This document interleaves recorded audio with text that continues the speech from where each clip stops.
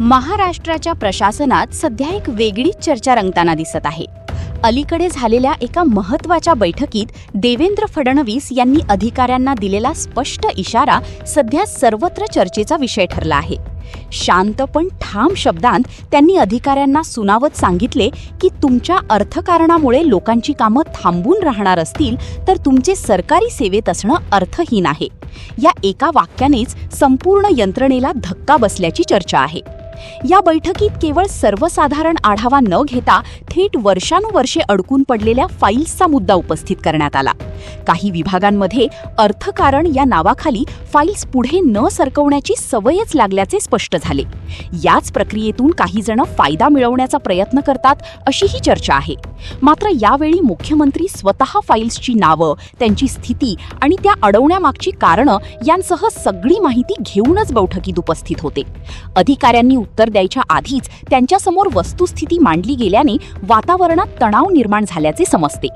राजकारणात मोठ्या घोषणा करणे सोपे असते, पण प्रत्यक्ष अंमलबजावणीच्या वेळी अनेकदा फाईल्सचं राजकारण सुरू होतं.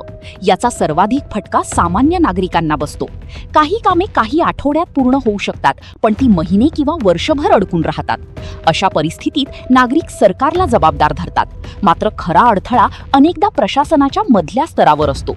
ही वस्तुस्थिती या बैठकीतून पुन्हा समोर आली आहे. ही समस्या एका सरकारपुरती मर्यादित नसून वर्षानुवर्षे प्रशासनात तयार झालेल्या सवयींचा परिणाम असल्याचेही मानले जाते. मात्र या सवयी मोडण्याचा प्रयत्न केला तर विरोध होणे स्वाभाविक आहे. तरीही काम वेळेत पूर्ण होत नसेल तर जबाबदारी निश्चित होणं गरजेचं आहे, हा संदेश या बैठकीतून देण्यात आला. डिजिटल सेवा, पारदर्शकता आणि भ्रष्टाचारमुक्त प्रशासन या गोष्टी केवळ घोषणांपुरत्या मर्यादित न राहता प्रत्यक्षात उतराव्यात यासाठी कठोर निर्णय घेण्याची भूमिका सरकारने घेतल्याचे दिसते. निवडणुकीच्या काळात विकास हा शब्द मोठ्या प्रमाणावर वापरला जातो.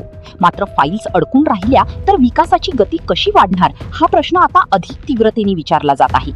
जनतेला केवळ आश्वासनं नव्हे तर प्रत्यक्ष परिणाम अपेक्षित आहेत. त्यामुळे प्रशासनाने जबाबदारी आणि पारदर्शकता यांना प्राधान्य देत काम केल्यासच सरकारची प्रतिमा सुधारेल आणि नागरिकांचे दैनंदिन जीवन सुलभ होईल. एकंदरीत ही घटना केवळ एका बैठकीपुरती मर्यादित न राहता संपूर्ण व्यवस्थेला आरसा दाखवणारी ठरत आहे. आता या इशाऱ्यानंतर प्रशासनात खरोखर बदल घडतो का की पुन्हा जुन्याच पद्धतीने कामकाज सुरू राहते याकडे सर्वांचे लक्ष लागले आहे.